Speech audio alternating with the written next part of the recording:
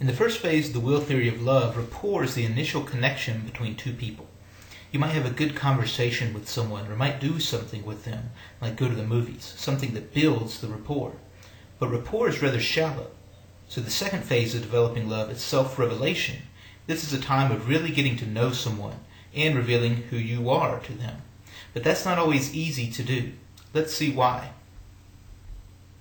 Let's remember that dating is essentially about choice and preparation for marriage, making a knowledgeable choice and developing love with someone over time.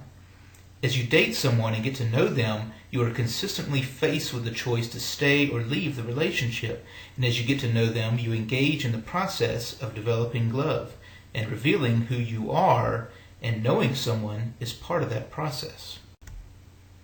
But there is a problem inherent in dating. Dating is artificial. It's not a surefire way to really get to know someone. The way I present myself to you might be very different than how I really am. And how would you ever know the truth? We put our best foot forward in dating. Take a moment and think about how you might put your best foot forward in dating. Feel free to pause the video. When I first started dating Rachel, I did my best to make a good impression on her. I was pursuing her, I wanted to bring out my very best qualities, and then maybe I could hook her and she would be mine. But even after that happens, there's still need to discover who she is, and still the need to reveal who I really am. That's why this phase of self-revelation is so important.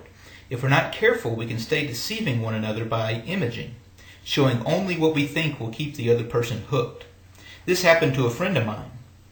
She started dating a man who was not of faith, and she wanted a man of faith. So he started attending church services with her, and soon enough they got married.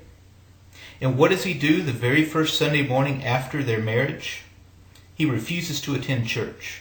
He begins to reveal other aspects of who he really is, and sure enough, over time, their marriage dissolves.